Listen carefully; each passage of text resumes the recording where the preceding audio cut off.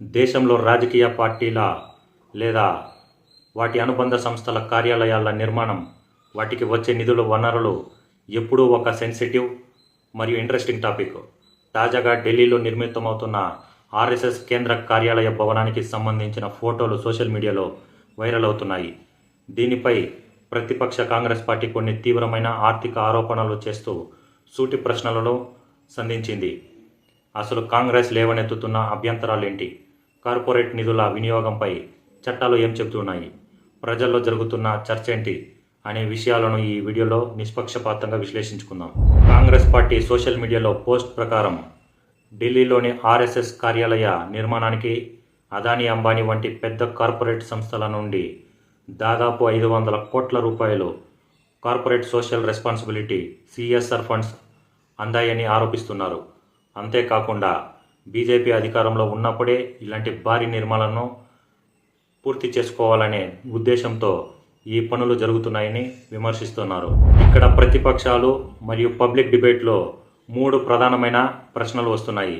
మొదటి ప్రశ్న, కార్పొరేట్ చట్టాల ప్రకారం కంపెనీలు తమ లాభాల్లోని 2% సమాజ సేవకు లేదా విద్య, వైద్యం వంటి సివిల్ సొసైటీ డెవలప్మెంట్స్కు సిఎస్ఆర్ కింద కేటాయించాలి. మరి ఒక నిర్దిష్టమైన సంస్థ లేదా సిద్ధాంతపరమైన కార్యాలయ భవన నిర్మాణానికి ఈ నిధులు బదిలీ చేయడం చట్టబద్ధంగా సాధ్యమేనా? రెండవ ప్రశ్న, పెద్ద కార్పొరేట్ సంస్థలకు మరియు అధికారంలో ఉన్న పార్టీల వెనుక ఉన్న సంస్థలకు మధ్య ఇలాంటి ఆర్థిక లావాదేవీలు జరగడం పరస్పర ప్రయోజనాల క్విడ్ ప్రోకో కిందకు వస్తుందా అని ప్రతిపక్షాలు ప్రశ్నిస్తున్నాయి. మూడవ ప్రశ్న, సాధారణంగా సాంస్కృతిక లేదా సేవా సంస్థలు విరాళాలు ద్వారా నిధులు సేకరిస్తాయి. అయితే ఇలాంటి భారీ కార్పొరేట్ ఫండింగ్ ఆరోపణలపై సదరు సంస్థలు లేదా ప్రభుత్వం వివరణ ఇవ్వాల్సిన అవసరం ఉందా లేదా? ఈ అంశంపై సాధారణ ప్రజల్లోనూ నెటిజన్లోనూ భిన్నమైన చర్చ నడుస్తోంది. ఒక వర్గం వారు సంస్థల అంతర్గత నిధుల సేకరణ తప్పుబట్టలేమని వాదిస్తుంటే, మరో వర్గం మాత్రం పారదర్శకత ఉండాలని డిమాండ్ చేస్తోంది.